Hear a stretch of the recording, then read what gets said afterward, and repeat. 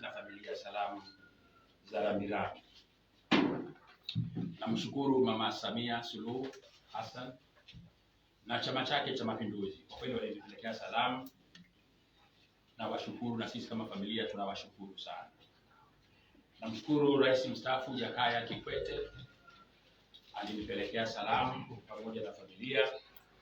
Nashukuru vyama vingine vya siasa hususan chama cha ACT Wazalendo na Mheshimiwa Zitto Kabwe na viongozi wenzake waandamizi kutoka Zanzibar alitupelekea salamu. Mheshimiwa James Mbatia mwenyekiti wa NCCR Mageuzi alitupelekea salamu. Na kwa kweli makundi mengine kianza kuyataja yote sitamaliza, nitoshe tu kusema tulipokea salamu nyingi kutoka ndani na nje ya nchi. Asanteni sana ndugu wa Tanzania kwa kuendelea kulia wote, na ni vyema tukaendelea kushikamana, sio tu kwenye misiba bali tushikamane hata kwenye mambo mengine nje ya misiba. Jambo la pili ambalo ningependa kulizungumza kwa kifupi sana ni yale mambo machache makubwa yaliyojiri kwenye bunge la katiba, kwenye bunge la bajeti ambalo limekwisha sio muda mrefu. Katika bunge hili la bajeti, bunge ambalo nasema ni bunge la chama kimoja, yako maamuzi mengi yamefanywa na bunge hili ambayo yataumiza Watanzania, yataumiza uchumi wa taifa, yatafifisha juhudi za kupunguza umaskini katika taifa letu, kwa sababu maamuzi yamefanywa kwa papara na yamefanywa bila utafiti wa kutosha. Ndugu wanahabari, yako mambo matatu tu ambayo ningependa kuyajumuisha kwa kifupi sana kuhusiana na bunge hili la bajeti. Bunge hili la bajeti liliridhia kupandisha bei ya mafuta. Serikali inakuwa wepesi kutoa maelezo kwa nini tunachaji bei ya mafuta au tunapandisha uhuru wa mafuta, lakini haiangalii impact ya kupandisha bei ya mafuta ama kodi ya mafuta inaathiri vipi uchumi na welfare ya wananchi katika ujumla wake. Na serikali imepandisha bei ya mafuta, na kwa kupandisha bei ya mafuta ina maana imeongeza gharama ya maisha katika kila sekta ya economy, katika kila sekta ya kijamii. Matokeo yake sasa, usafirishaji nchi nzima umepanda bei. Pembejeo za kilimo zimepanda bei kati ya 25% mpaka 75%. Gharama ya bidhaa na huduma mbalimbali katika taifa zima zimepanda. Gharama ya uendeshaji wa maisha kabla ya bunge hili la bajeti na baada ya bunge hili la bajeti ni kipigo kikubwa na maumivu makubwa sana kwa Tanzania walio. Jambo la pili,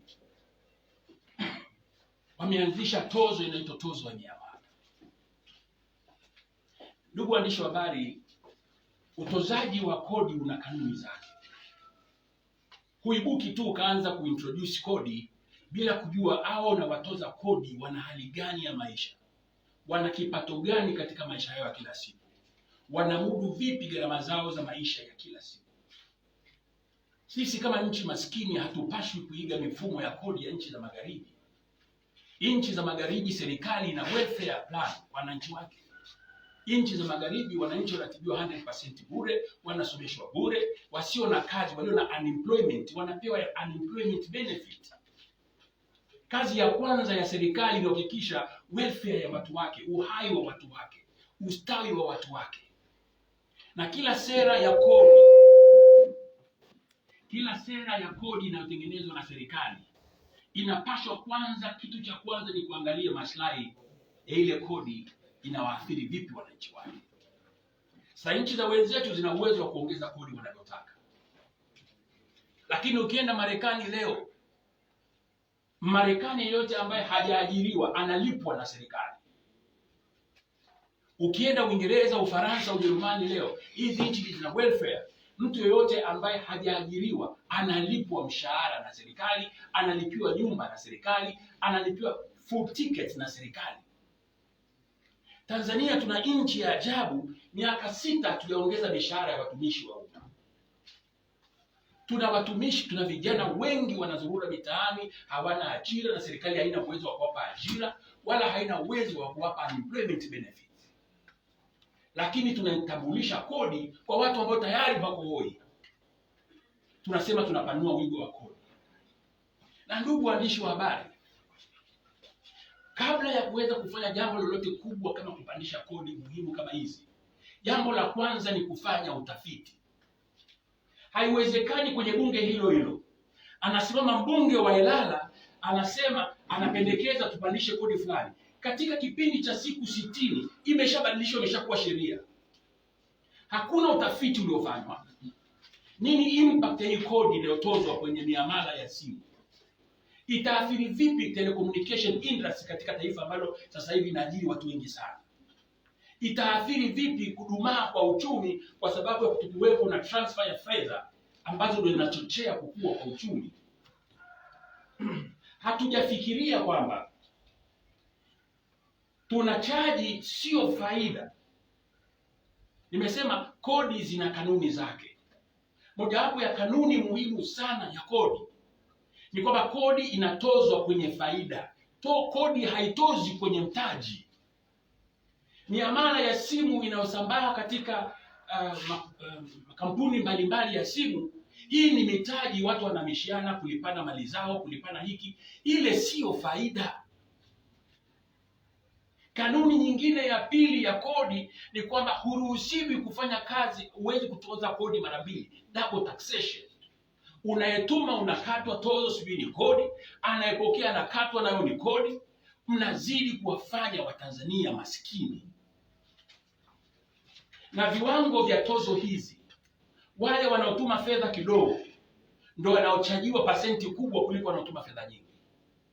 Sasa ni vyema serikali hii itambue kwamba kati ya 70% mpaka 80% ya Watanzania wanaotumia simu za mkononi hawatumii zaidi ya shilingi 1000 kwenye vocha za simu kwa siku nzima.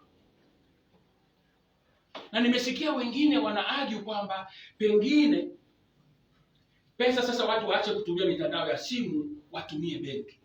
Nchi hii haina banking infrastructure, haina miundombinu ya kibenki ya kuwezesha Watanzania wote kutumia benki. Benki zote zilizopo hazihudumii zaidi ya 15-18 ya Watanzania wote. Kwa 85% ya Watanzania wanategemea simu kuhamisha fedha, kupelekea chakula nyumbani.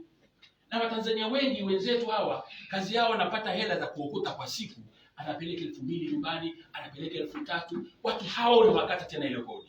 Hakika huu si ujinga tu, ni udhalilishaji wa hali ya juu wa Watanzania wenzetu. Sasa hizi ni tozo za kuchochea umaskini. Taarifa imeletwa bungeni, hoja imeletwa bungeni, haijafanywa utafiti wa kitaalamu, haijafanywa utafiti wa kiuchumi, impact yake kwenye economy, impact yake kwenye welfare ya wananchi. Hawa wananchi wana kipato gani in the first place? Na nimesema awali, hawa ni wananchi ambao kwa miaka 6 hawajawahi kupata nyongeza ya mshahara. Hawa ni wananchi wanaofanya biashara kwa mitaji midogo midogo wanaojitafutia wao. Wabunge ambao wanaelea kwenye utajiri wanakaa Dodoma wa chama kimoja, tena basi bunge lisilokuwa halali, wanafanya maamuzi yanayowaumiza Watanzania milioni 60, wakati kuna kundi la watu 400 pale bungeni ambao wanaogelea kwenye utajiri. Nasema hii sio sahihi. Na kwa kauli hii basi, kwa kauli hii namtaka Rais Samia Suluhu Hassan haraka sana asitishe na airishe utekelezaji wa sheria hii ya kodi. Awarudishie wananchi unafuu wa maisha, wananchi ambao wana mapato kidogo sana. Watanzania walio wengi wanaotumia simu hizi hawazitumii kama anasa. Hii ni huduma kwa wananchi. Kama wanafikiria kutakuwa na ulazima wa kuja kuintroduce kodi ya aina yoyote ya kiwango hiki, wakafanye kwanza utafiti wa kutosha, utafiti uwekwe hadharani, watu turidhike kwamba kweli utafiti huu au uamuzi huu wa kodi ambao nimemsikia jana Kabudi anasema itasaidia kujenga zahanati, kujenga shule, kupeleka maji na umeme. This is nonsense. Tuna miaka 60 hatuweza kuendeleza umeme vijiji vyote. Tuna miaka 60 hatuweza kujenga zahanati na mashule vijiji vyote. na hatuwezi kufanya haya kwa gharama ya maisha ya wananchi wetu. Kama wanataka kupeleka huduma kwa wananchi, serikali bado ina uwezo huo. Wapunguze matumizi ya serikali. Bajeti kubwa ya nchi yetu inapotea sio kwa chochote cha maana. Zaidi ya 50% ya bajeti ya nchi yetu inatumika katika kuiendesha serikali yenyewe. Tuna mifumo mikubwa ya serikali inayoishi maisha ya anasa, magari ya anasa, majumba ya anasa, miradi ya anasa. Wapunguze fedha huko. Na hii hoja nitaizungumza tena wakati najadili katiba na nafasi ya katiba katika kupunguza matumizi, katiba mpya katika kupunguza matumizi ya serikali.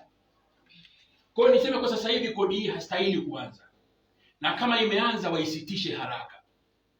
Na hii propaganda ambayo Chama cha Mapinduzi sasa kinasambaza wa viongozi wake wakiwemo mawaziri kwenda makongamano mbalimbali kuwadanganya wananchi kwamba kodi hii ni ya kizalendo. Hakuna uzalendo wakati mnaua watu kwa njaa. Watanzania walio wengi wanaishi kwa less than $1 a day. Ni katika mojawapo ya nchi masikini duniani. Huo uchumi wakati wanatuambia ni uchumi wa mafiga tu. Lakini wananchi wengi wa Tanzania wako kwenye ile bracket ya umaskini uliokithiri. Wana mapato chini ya $1,000 kwa siku. Chini ya $1 kwa siku, samahani. Alafu hawa wakihamisha fedha, unawakata fedha. Bibi anapokea kijijini, nao unamkata fedha. Serikali inaweza kabuni vyanzo vya mapato ya kodi, wakapanua wigo kwa wafanyabiashara na watu ambao wana kipato, sio watu ambao wana struggle kutafuta daily bread. Watu wana struggle kutafuta chakula cha kila siku. Ni uhuni, ni ukatili kuendelea kuwatoza kodi hizi. Na serikali inapaswa jambo hili kulielewa. Na zaidi Watanzania mnapaswa kulielewa jambo hili. Na ninyi waandishi wa habari ambao mara nyingi mmetumika kama chambo cha kuwadanganya Watanzania, waelimisheni Watanzania. Upole wa nchi yetu, utaratibu na ustaarabu wa Tanzania ndio unapelekea ujinga kama huu unafanyika. Mijitu inakusanyana Dodoma kule. Bunge ambalo lenyewe sio halali, zaidi ya nusu ya wabunge ni wabunge ambao hawakuchaguliwa kihalali. Wanafanya maamuzi ambayo yanawagusa hata watoto wao na ndugu zao wengine kwa sababu wao wako katikati ya neema. Ili jambo haliwezi kukubalika.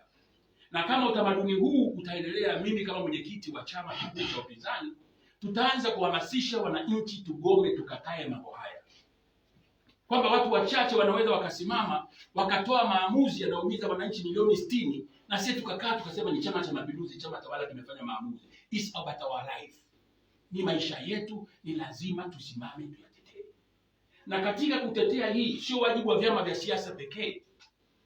Ni wajibu wa taasisi za dini, ni wajibu wa wanazuoni wetu kama hawa walioko mbele hapa, ni wajibu wa wafanyakazi wa umma, wafanyakazi wa serikali, wakulima, wafugaji, waandishi wa habari, Watanzania wote ambao wanaguswa na miamala hii na maamuzi ya hovyo kama haya yanayofanywa na watu ambao wao pengine wanaelea katika umaskini.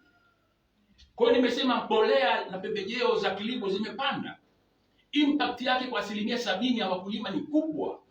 Ni kwa sababu ya maamuzi madogo kama haya. Mnafikiri ni madogo, lakini kwa sababu mjafanya utafiti, hamjui impact yake kwa wananchi ni kiasi gani. Leo anaumia aliyeko Chadema na asiyeko Chadema. Tunaumia Watanzania wote, na jambo hili ni lazima tulikatae, na tulikatae kwa nguvu zote. Hilo la kwanza.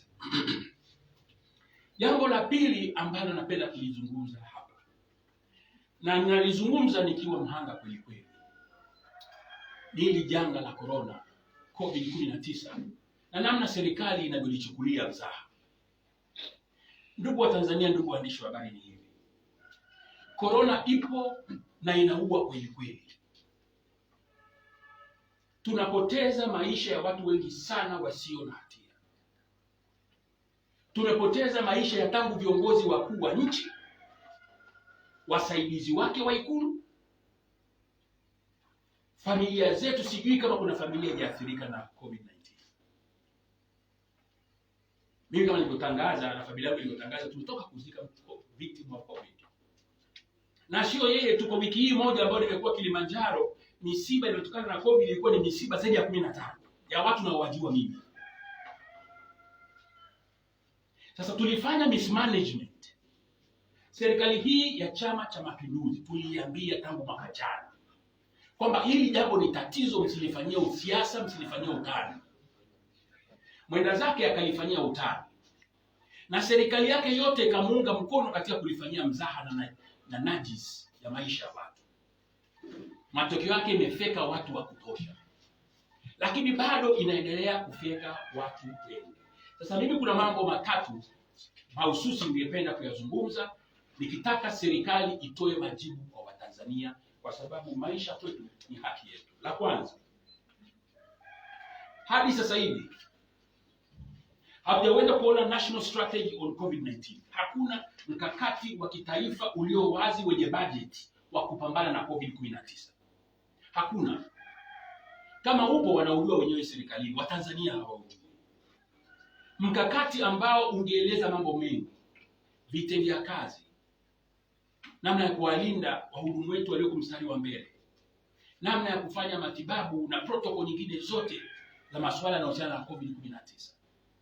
Serikali hii iliwadanganya Watanzania kwa kiwango kikubwa kwamba corona itaondoka kwa maombi kwa Mungu.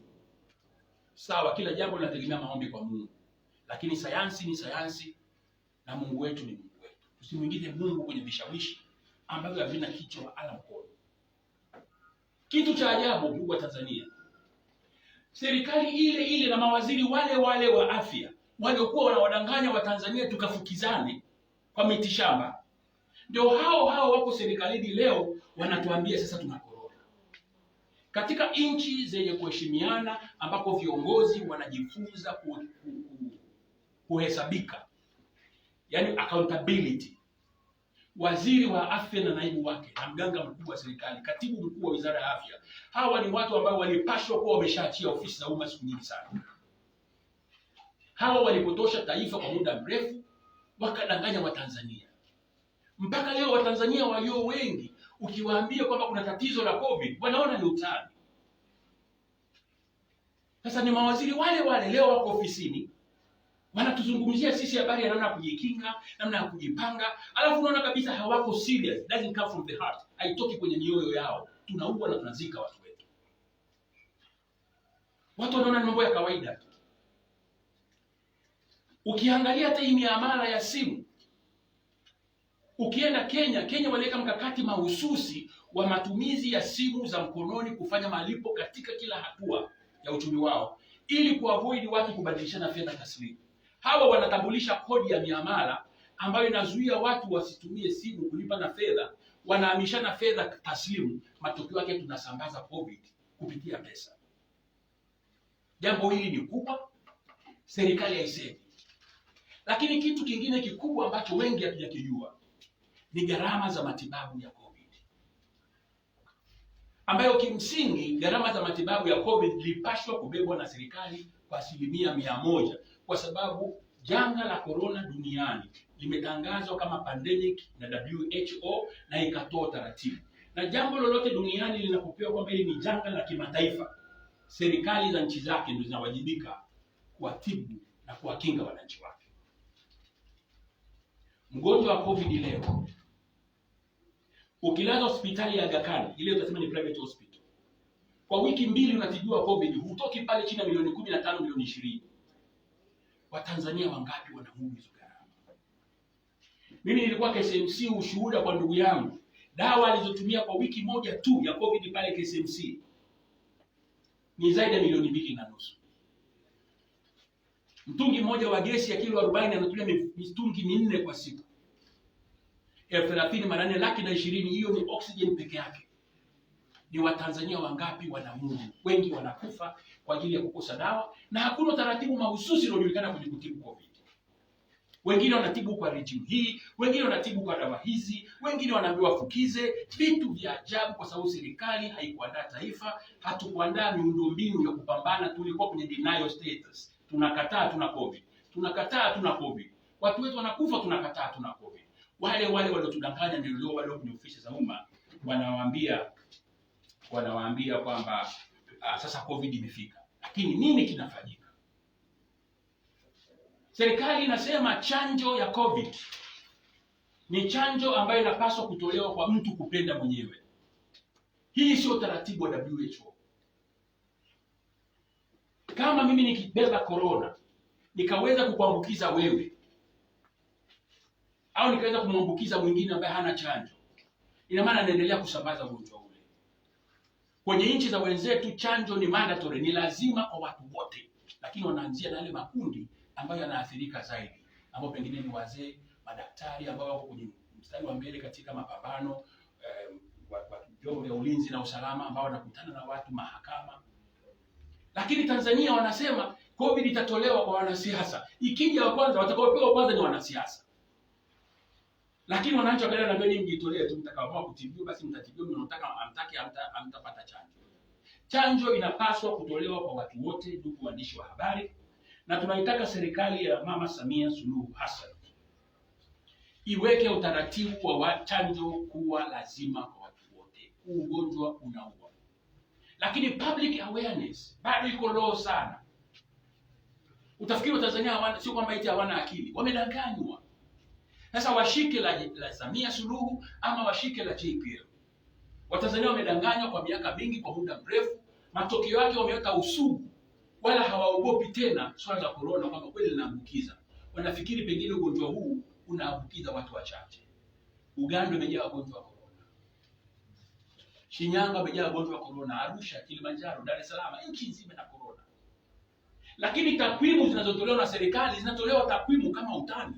Hawatoi takwimu ambazo ni kamili watu kuona hili janga. Bado serikali inaficha takwimu zinazopeleka WHO.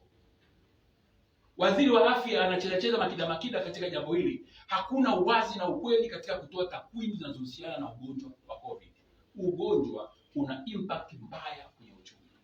Na tuliwaambia tangu kwenye bunge lililopita, bunge la 11, kwamba uchumi wa nchi utaathirika kwa kiwango kikubwa kwa ajili ya COVID. Wakapinga, wakasema uchumi wetu unapaa.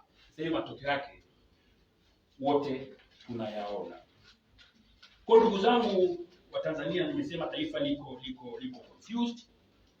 Tunataka wale wote ambao walihusika kulidanganya taifa, ili zoezi hili liweze kupata seriousness, waziri wa afya, naibu wake, katibu mkuu wa wizara ya afya, mganga mkuu wa serikali, hawa ni watu wanapaswa kuachia ofisi za umma, kwa sababu wameliingiza taifa kwenye misiba mingi ambayo isingestahili kuwepo in the first place.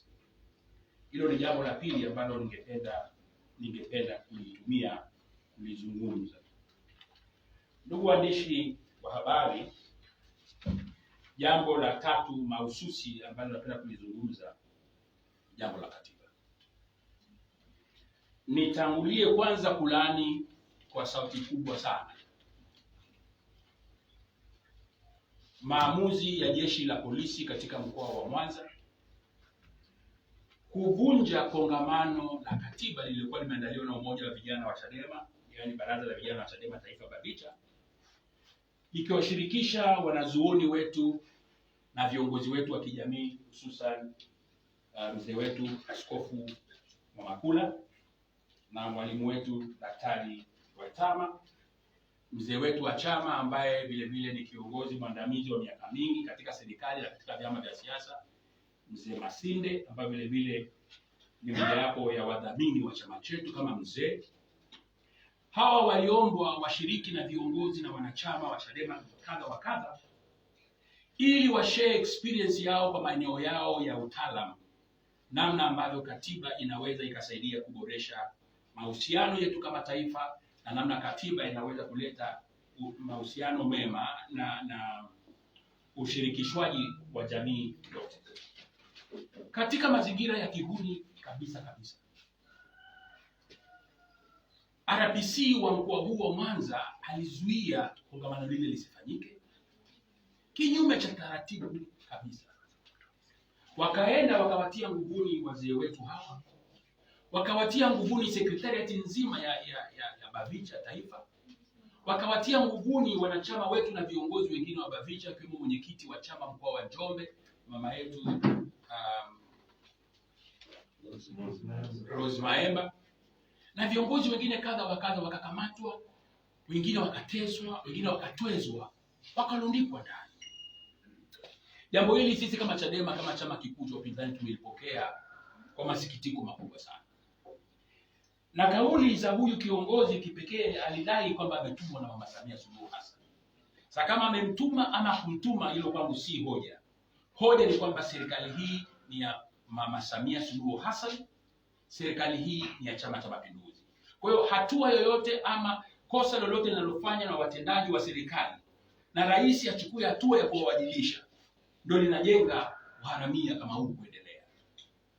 Sisi kama chama tumepokea kwa nguvu na kwa mshtuko mkubwa sana tukio hili, na kipekee tumelipokea kwa hofu kubwa, kwa sababu tuliamini siasa za kukamiana, tuliamini siasa za kulipizana visasi, siasa za kudhalilishana, siasa za kupoka uhuru wetu, siasa za kupoka haki ya Watanzania zilipitwa na awamu ya 5. Tuliamini hivyo, na tumeona namna ambavyo viongozi wetu kadha wa kadha tuliokuwa tumeshtakiwa kwa makosa mbalimbali chini ya awamu ya 5 yalikuwa ni makosa ya kubambikizwa, ambayo mengi sasa hivi yanafutwa, lakini yanafutwa baada ya watu kutozwa gharama za ajabu, yanafutwa baada ya watu kusota magereza miaka kadhaa, na hakuna fidia yoyote inayotolewa kwa uonevu uliokuwa unafanyika. Kwa tuliamini awamu hii ya 6 pengine inaweza ikawa na mtazamo tofauti wa kurejesha uhuru wa watu, haki za watu kukusanyika, haki za watu kujadili maisha yao, haki za watu kujadili kesho ya taifa lao. Lakini tumeona ghafla polisi inaanza kuzuia operation za Chadema. Wakati polisi wanazuia operation za Chadema, Chama cha Mapinduzi kikiongozwa na katibu mkuu wake ndugu Chogolo wanafanya mikutano ya hadhara. Sio tu mikutano ya ndani, hawa wanafanya mikutano ya hadhara maeneo mbalimbali ya nchi. Sasa hizi ni double standard ambazo sisi kama chama hatuwezi kuzikubali, na tuko tayari kuja kwenye gharama yote ile kukataa ukandamizaji huu. Ndugu waandishi wa habari, Aprili 2 nilizungumza na taifa mwaka huu baada ya kifo cha rais wetu wa awamu ya 5 hayati Magufuli, na nilieleza kwa kina namna ambavyo taifa hili limetaabishwa kwa miaka 5 na namna ambavyo unafiki wa sisi wa Tanzania umepeleka watawala wetu kuwa miungu wetu. Watu serikalini wanaumia, wanakaa kimya. Watu ndani ya CCM wanaumia, wanakaa kimya. Watu upinzani wanaumia, tunasema tunawekwa ndani. Vyombo vya habari vinaumizwa, vinakaa kimya.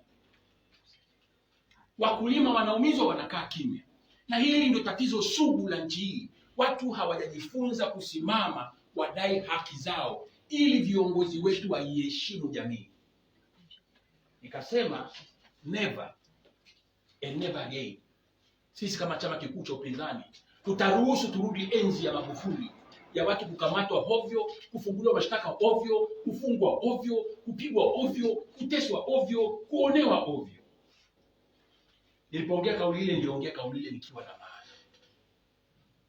Juzi kwa mara ya kwanza baada ya Mama Samia Suluhu Hassan kuingia madarakani, tunaona ule mchezo wa kukamata viongozi wa Chadema, tena kwa makumi ya watu walio wanachama wa Chadema na hata waliokuja kutoa elimu kwa watu wa Chadema, wote wanakamatwa. Jinai yao ni ipi? Sisi tulitii tukasema okay, hatutafanya mikutano ya hadhara mpaka wakati mwafaka tutafanya mikutano ya hadhara. Bado wanasema tusifanye mikutano ya hadhara, wao wanafanya mikutano ya hadhara. This is nonsense. Sasa zimeanza kuzuka kauli za kubeza. Mama rais anasema ni chokochoko. Watu wanadai katiba, maisha yao, it's about our life, it's about our welfare. Mama anaziita chokochoko. Sasa vimeibuka na BBC vidogo vidogo huko chini vinaanza kutumia kauli, mimi sitaruhusu mtu kwenye wilaya yangu. DC unasema una wilaya yako? Nasikia kuna DC mbuzi hapa ile Mela. Ameita juzi waandishi wa habari wa Mwanza, mko hapa mnajua, mngetaka mniambie msitangaze, mnaogopa kutangaza. DC amefanya kikao na waandishi wa habari wa Mwanza, akasema hata ruhusu kongamano la Chadema lifanyike, na akatangaza kwamba hiyo ndio uamuzi wake na uamuzi wa serikali. Baadaye wameconsult huko, sijui nani amewashtua, DC akaita waandishi wa habari akawaambia msiandike hizo habari. Na kwa kweli hakuandika je waandishi wa habari. Lakini ninachokizungumza hapa wengi wenu mnakijua. lakini DC alishatoa tamko hilo. Lakini katika hatua za baadaye kweli kongamano likazuiwa, watu wakakamatwa bila sababu, watu wakawekwa ndani. Sasa serikali nataka tuwasikie, lakini haitaki tusikie sisi. Wametunyima kwenda bungeni tusisikike. Wanatunyima tusifanye mikutano na hadhara tusisikike. Wanatunyima hata vikao vya ndani tusisikike. Hata katiba ambayo ni maisha yetu tusijadili. Haiwezekani. Kuna kadisi kingine huko Ikungi huko sio anaitwa Jeriguru. Na anasema kwenye wilaya yangu, wewe una wilaya yako wewe dami. Nani ana wilaya yake? Mimi mkoa eti mkoa wangu, wilaya yangu. Huu ni ubabe unaojengwa na viongozi wa serikali kwa sababu wananchi tumewaachia sana wajinga hawa. Nisamee sasa natumia lugha kali ambayo singestahili kutumia, lakini ina maumivu makubwa sana. Sisi tumeumia sana kama Chadema. Tumeumizwa kwa muda mrefu, tuna uchungu mkubwa rohoni. Tunapoona watu wanacheza na maisha yetu, hatuwezi kuongea lugha nyepesi zaidi. Kwa sababu lugha nyepesi inaonekana haitufikishi katika malengo ambayo yataliunganisha taifa hili. Kwa hiyo nasema, ndugu waandishi wa habari, sisi kama Chadema tutaendelea kufanya makongamano. Na hapa nalitangazia taifa kwamba kongamano la Mwanza waliliahirisha, hawakulifuta. Sisi tutafanya kongamano wiki hii Mwanza. Tutafanya kongamano kubwa wiki hii la katiba Mwanza. Kama jeshi la polisi litatukamata, basi linikamate Mboyo wa kwanza. Na viongozi wangu waandamizi wote, hata ondoka mmoja hapa. Tutafanya kongamano la katiba, ni haki yetu. Na tuko tayari kwa lolote lile ambalo wataliamua. Na hili nasema sio Mwanza tu. Tutafanya makongamano ya katiba ya kitaifa kwenye kila mkoa, kwenye kila jimbo, kwenye kila kata, hadi nchi ipate katiba mpya. Na jambo hili halina masiara. Wengine wanasema why Chadema? Wanisho vyama vingine. Vyama vingine ni sio msemaji wao. Kila chama kina utaratibu wake. Sisi kama chama kikuu cha upinzani tunaongoza agenda ya katiba katika nchi kwa sababu this is a political inclusiveness process. Na kwa sababu ni kitu ambacho ni jumuishi, naomba taasisi nyingine zote, taasisi za dini, mashirika yasiyo ya kiserikali, wafanyakazi wa umma, wafanyakazi binafsi, wakulima, wafugaji, wavuvi, waandishi wa habari, tuchukue hii kama wa national agenda, na hii sio agenda ya Chadema. Tutambue kwamba katiba tunaoipigania sio katiba ya Chadema, ni katiba ya taifa letu. Ni kuitengeneza kesho yetu iliyo bora zaidi. Ni kulitengeneza taifa lenye utengamano na kuachana na watu wachache ambao wanafanya maamuzi ya kuumiza watu milioni 60 na hawaoni hofu yoyote. Ni katiba ambayo itaweka mipaka ya viongozi wetu kujua wana miiko na wana mipaka katika kutumia madaraka yao ya kiofisi. Ni katiba ambayo jeshi la polisi ni katiba ambayo jeshi la polisi linapaswa kujua kwamba linatakiwa litoe huduma ya usalama wa wananchi na sio jeshi la kupiga na kuumiza wananchi. Wengine wanatumiwa, kuna vikundi vinatumiwa kwenye mitandao, vingine vinalipo shilingi 5,500 na Chama cha Mapinduzi, vinatoka eti kupiga propaganda, tozo mpya, miamala ya simu, na katiba sio priority ya CCM. Katiba mpya ni priority ya wapinzani, sio ya Chama cha Mapinduzi. Katiba mpya haitusaidii kupata maji. Ukiona mtu ana argument ya namna hiyo, jua huyo mtu ni mufilisi wa uelewa. Mtu ambayo haoni relevance, haoni mahusiano ya katiba na maendeleo ya uchumi wa nchi. Huyo mtu ni niko mpumbu. Yaani ni mtu mbumbumbu. Ndio hoja dhaifu ambazo CCM wanazifloat. Wanafikiri hoja ya katiba ni hoja ya Mbowe ama ya Chadema. Hii ni hoja ya Watanzania ambayo ilisimamiwa na Mzee Sinde Warioba. Tulivunja bunge la katiba mwaka 2015, 14-15 kwa sababu CCM waligeuza mapendekezo ya Warioba wakayakataa, wakaleta katiba yao ambayo inataka matakwa ya chama chao na sio matakwa ya wananchi yaliyokusanywa na Warioba. Tulikataa kubariki unajisi ule, na ndio ule mchakato ulipofia. Kwa hiyo tunataka mchakato huu urejee. Na tunamwambia Mama Samia Suluhu anavyozidi kuchelewesha jambo hili, linazidi kuleta mpasuko katika nchi. Anavyolichelewesha jambo hili, anachelewa kuwaunganisha Watanzania, tujenge taifa moja la watu wenye kupendana na kuheshimiana. anaweza kunipelekea salamu za kunipa pole katika kufiwa, lakini vile vile anipe pole kwa watu wangu wanaokufa kwenye chama na wengine wanaofungwa bila sababu za msingi. Ni miezi 4 tunasubiri kuongea na mama, hataki kuongea na sisi. Sisi ndio wahanga, waliofungwa ni sisi, walioteswa ni sisi, waliouawa ni sisi, risasi zimetuhusu sisi, waliofilisiwa ni sisi, walionyang'anywa ubunge na udiwani na umea ni sisi. Tumeteswa kwa kila njia, anategemea tukae chini.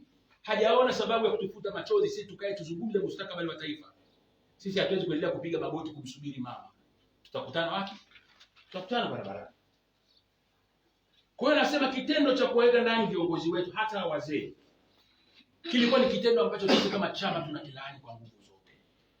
Tunakilaani na tumesema kwamba hatutaruhusu tena jambo hili litokee. Na napenda kuwatangazia wanachadema, kazi ya kuidai katiba mpya sio kazi ya lele mama. Hatuwezi tukaendelea na ule utaratibu wa zamani. Tuna haki ya kukutana, tunakamatwa, tunapigwa, tunashtakiwa, tunasoteshwa mahakamani miaka 2, miaka 3, kisha tunakuja kuachiwa huru, au tunahukumiwa vifungo ambavyo ni batili. Tukikata rufaa zote tunashinda, alafu hakuna compensation. Nimesema kama wanataka kuwaweka wanachadema ndani katika hili hoja ya katiba, wapanue kwanza na magereza, kwa sababu tuko tayari wote tuwekwe ndani na wala hatutaomba dhamana.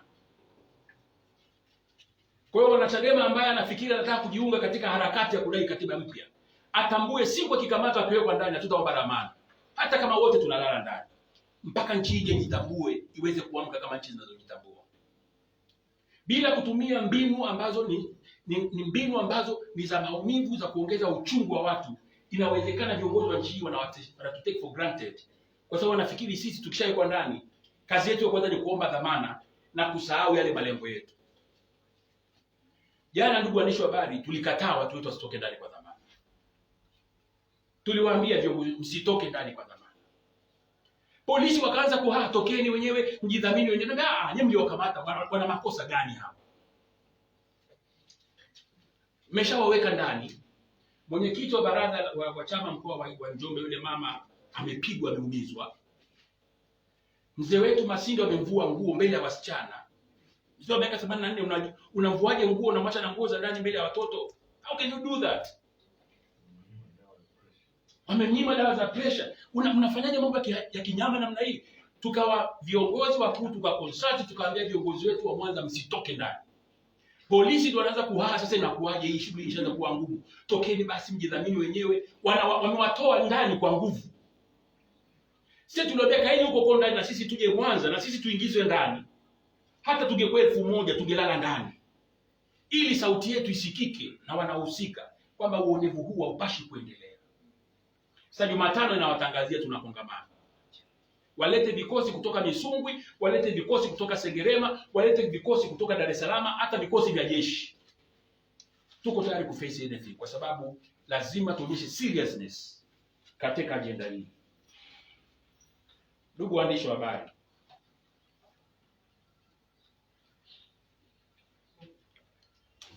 nimalizie jambo hili kwa kusema vile vile, tukimaliza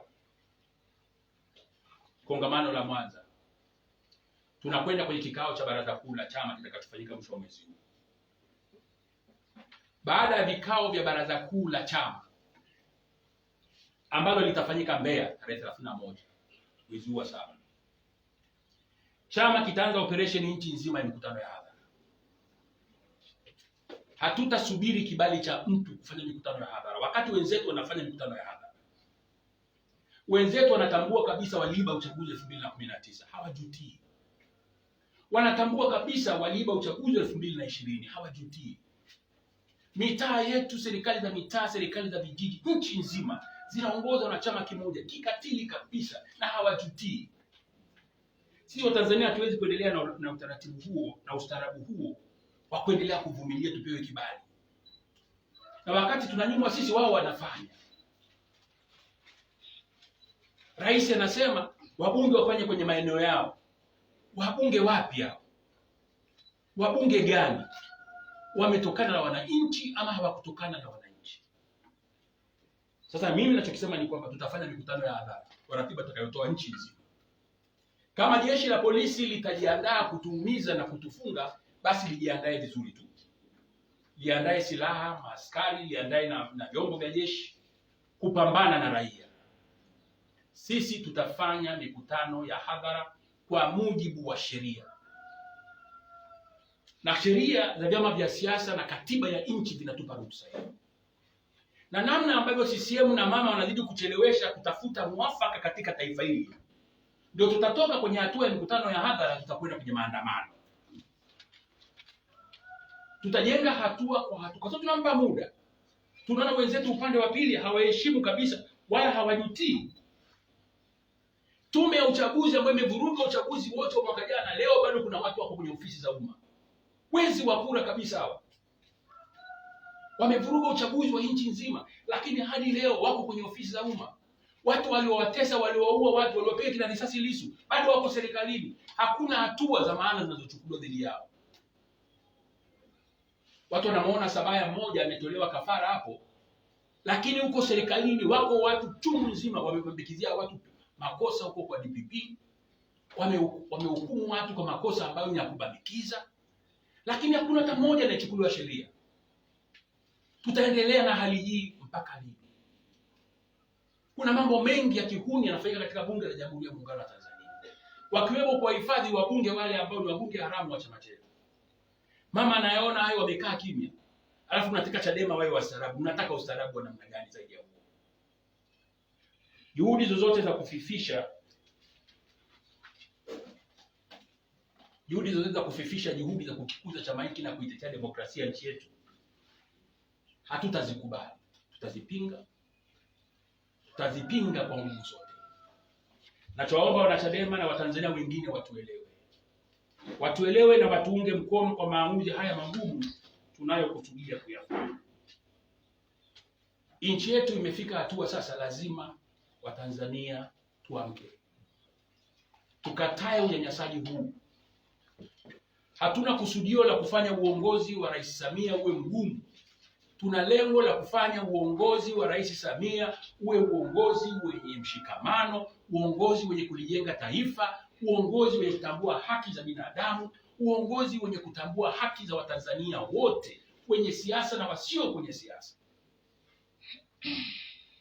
Juzi mashehe wetu wa Uamsho wameachiwa, jambo jema. Sasa unawaondoa wa Uamsho unawaingiza maaskofu. Bado tunacheza na viongozi wetu wa kiroho. Haipaswi kwa Waislamu au Wakristo. Tunataka taifa lenye kutengemana. Na tunaona wenzetu hawa ndio ambao wanafikiria zaidi madaraka yao kuliko utengamano wa taifa. Kwa hiyo chochote ambacho wanahisi kinaweza kikawapunguzia nguvu yao, hawataki kabisa kukisikia. Namalizia kwa kusema katiba ya nchi ni katiba ya taifa. Haipaswi kuwa katiba ya chama chochote, na hapapaswi kuwa na kiongozi yeyote ambaye atazuia mjadala wa katiba katika taifa kwenye kuitafuta tiba na kesho yetu iliyo bora. Taifa hili limepasuka vipande vipande. Watu hawasemi tu, lakini siku akija kupata nafasi watazungumza sana, kama ambavyo mpata nafasi ya kupumua baada ya mwenda zake kwenda zake. Niwashukuru ndugu waandishi wa habari, niwashukuru viongozi wenzangu wa chama kwa kunisikiliza. Hiyo ndio kauli ya Chadema kuhusu mambo hayo mahususi manne. Kama kuna maswali nitapenda kuyapokea. Asanteni sana.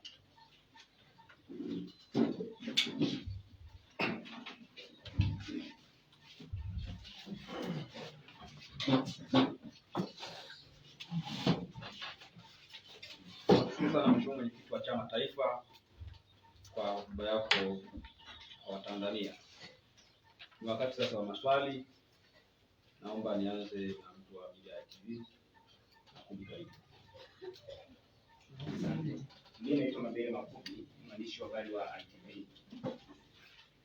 Mheshimiwa Mwenyekiti, kwenye swala la kufanya mikutano kwenye swala la kufanya kongamano,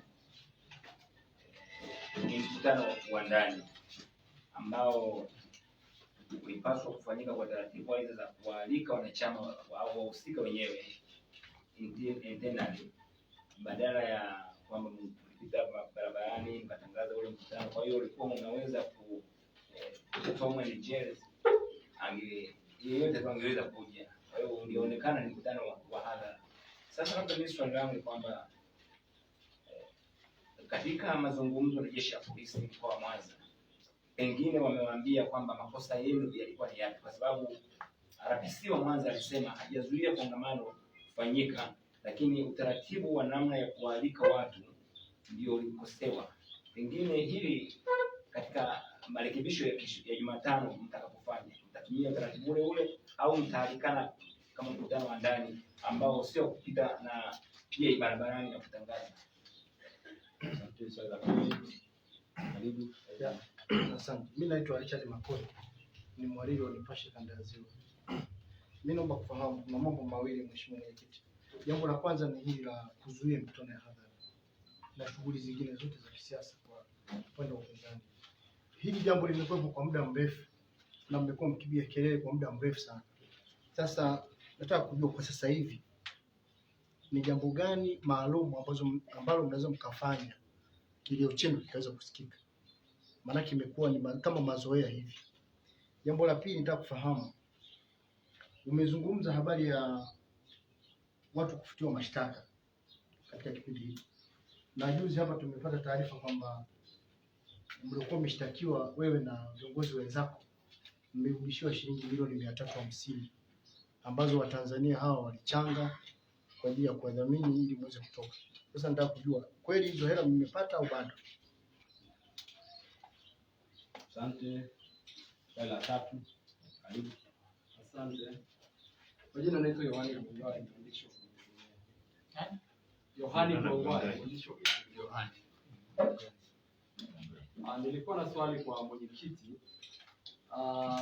Mnapambana kupata katiba mpya.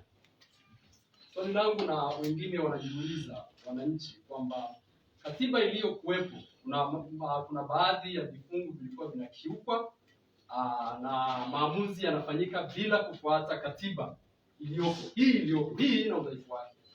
Swali langu ni kwamba hiyo katiba mpya ikipatikana, mtafanya nini kikiukwa? Kwa sababu issue sio katiba tu kuwepo, lakini je, ni vipi wasipofuata? Hilo ni swali. Asante. Mheshimiwa Mwenyekiti, kuna maswali mawili ya siasa.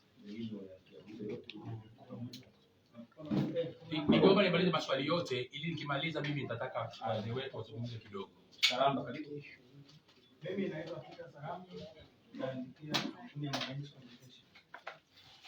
Mwenyekiti, kwa mara kadhaa tumeshuhudia malalamiko kutoka vyama vya upinzani kuhusu taratibu zinazokiuka katiba na sheria. Wewe ni mwanga, umekamatwa mara kadhaa, kulala polisi na wakati mwingine kufunguliwa mashtaka ambazo baadaye mbele ya macho ya sheria yanaonekana kwamba hayakuwepo. Na Chadema kama ilivyo vyama vingine mmekuwa mkilalamika. Je, hamuoni kwamba imefika wakati sasa kama chama, kama waathirika, kuanza kuchukua hatua za kisheria licha ya hizi taratibu za kisiasa, hatua za kisheria dhidi ya watendaji wanaofanya maamuzi yanayopinzana sheria ili kuwawajibisha wao kama watu binafsi? Asante. Asante. Swali la mwisho. Karibu. Mwenyekiti, mimi naitwa Nation Kennedy natoka TSN. In principle, hoja ya katiba na ikubali. Lakini mwenyekiti, naomba ufafanuzi wa mambo haya. Kuna issue ya kitaaluma na professionalism. Sisi ni waandishi wa habari, tuko hapa. Umesema sisi waandishi tunatumika kama chombo cha kuwadanganya Watanzania. Lakini tulipopata hizi taarifa, Mheshimiwa Mwenyekiti, hata wengine hatujana cha. Tumewahi mapema hapa tuje tubebe information hizi tuzipeleke kwa Tanzania. Je, kwa kauli yako hii, sisi tulioko hapa na hizi information tunazochukua tunaenda kuwadanganya Watanzania? Lakini nasema hoja ya katiba mpya na ikubali kwa sababu ni jambo jema. Na lipo swala la professionalism, taaluma kama taaluma. Mheshimiwa Mwenyekiti, sisi tupo tunajua kupeleka hizi message. Tumefika hapa. Sasa naomba ufafanuzi wa hiyo kauli.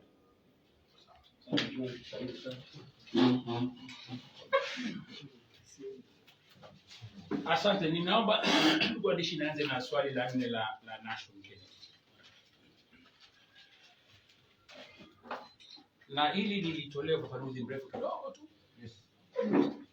Sisi kama chama tunaheshimu sana nafasi ya vyombo vya habari katika taifa as the fourth estate. Na tunatambua namna ambavyo vyombo vya habari vinavyoweza kulipaisha taifa na likalidhimiza taifa. Na waandishi wa habari, msikubali kuambiana ukweli ama kuambiwa ukweli, hatutawasaidia dini, hatutalisaidia taifa. Katika uchambuzi, mimi mwenyewe ni mdau katika vyombo vya habari na wote mnajua. Kwa nazungumza kama mtu anayejua ambaye na experience ya vyombo vya habari. Tena cognizant of the fact kwamba nchi kama Rwanda vyombo vya habari vilitumika vibaya vikasababisha genocide ya maelfu na maelfu ya watu. Hakuna asiyetambua kwamba kwa miaka 5 iliyopita ya utawala wa Rais Magufuli vyombo vya habari mliminywa na mlikuwa mnaendeshwa kutokea idara ya habari maelezo. TBC ambalo ni shirika la habari la umma lilikuwa ni kipeperushi na propaganda machinery ya Chama cha Mapinduzi. Magazeti ya Daily News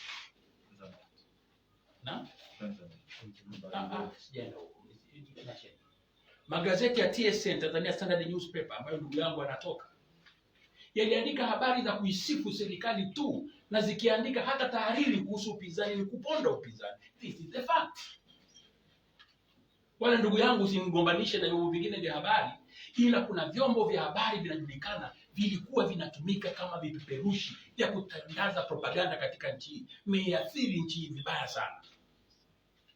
Yako magazeti ambayo yamefungiwa, ikiwemo gazeti langu la Tanzania Daima, kwa kuandika habari za ukweli. Hadi leo halijafunguliwa na hawataki kulifungulia.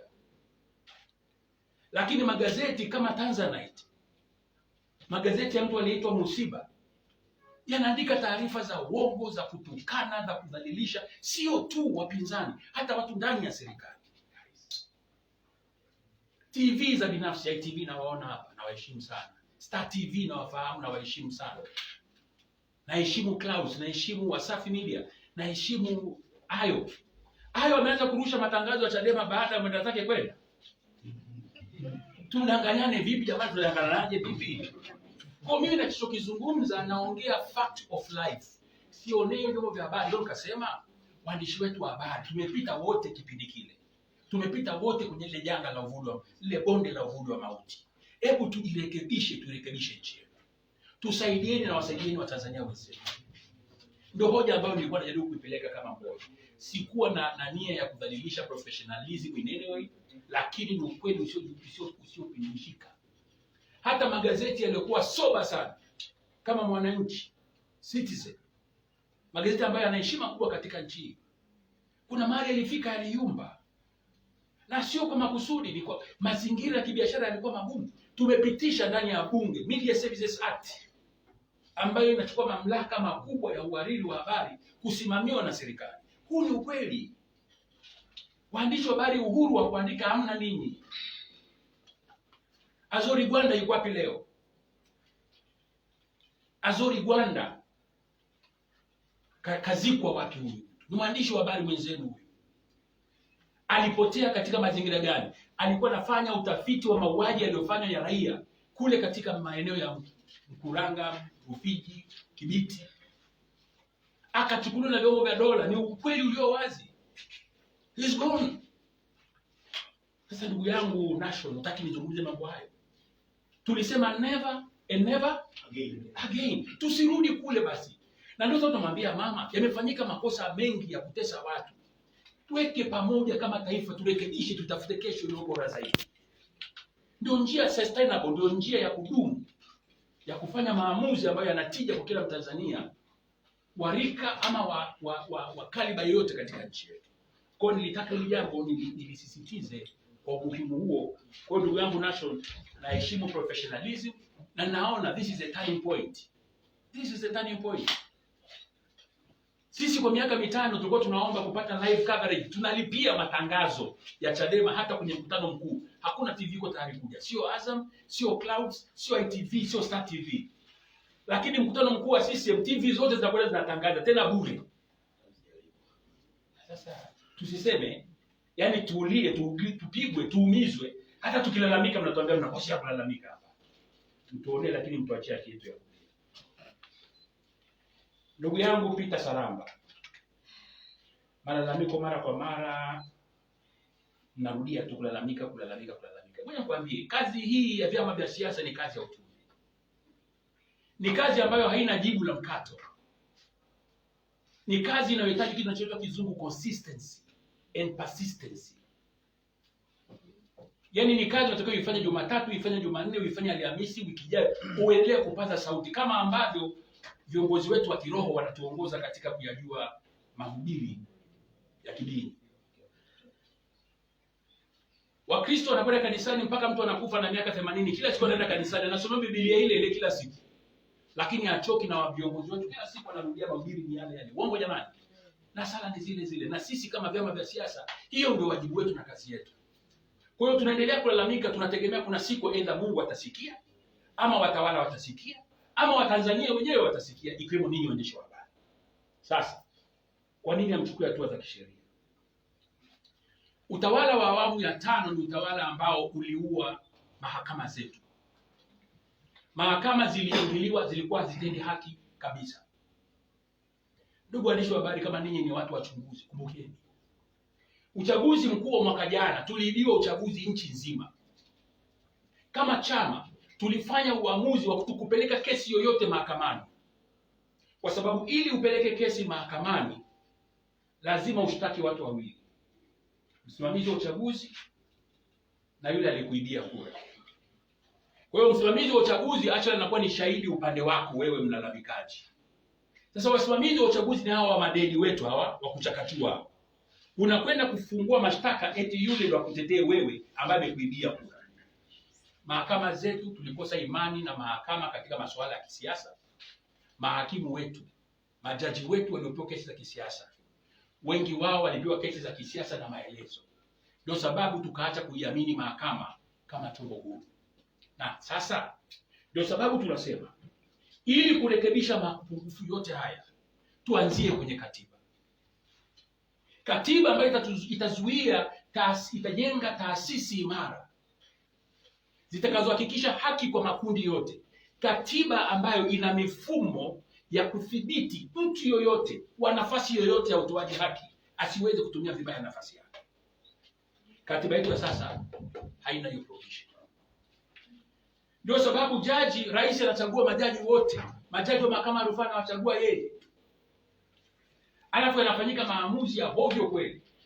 Mtakumbuka kulikuwa kuna kesi ambayo ilifunguliwa mahakama kuu iliyokuwa inadai wakurugenzi wa majiji na wilaya wasiwe wasimamizi wa uchaguzi. Mahakama ikakubaliana na mtoa hoja. Baadaye ikaenda koti ya rufaa. Kesi rufaa iliyokwenda ikapelekwa kwa jaji ambaye alikuwa mwanasheria wa tume ya uchaguzi ya taifa. Wao unategemea maamuzi gani yalitoka pale? Wakasema ni kweli kabisa wakurugenzi waendelee kusimamia uchaguzi. Hapo the end of the game. Sasa mifumo yetu ya kimahakama haijatengenezwa katika utaratibu kwamba sisi wapinzani tukienda mahakamani tunatendewa haki. Tunakwenda tunapoteza. Tumefungua kesi za kikatiba chungu nzima, hazisikilizwi. Tumefungua kesi za madai serikalini kibao, hazisikilizwi, hazipangiwi majaji, lakini za serikali zinapelekwa na tunapelekeshwa kama ambavyo anataka DPP kwa maelekezo ya serikali kuu. Hayo mambo tuliamini yamekwisha na awamu ya 5, lakini tunaanza kuyaona yakianza kujitokeza kwenye awamu ya 6, na ndio sababu tunapiga kelele mapema sana ili hali ile isijirudie tena. Kamwe isijirudie tena.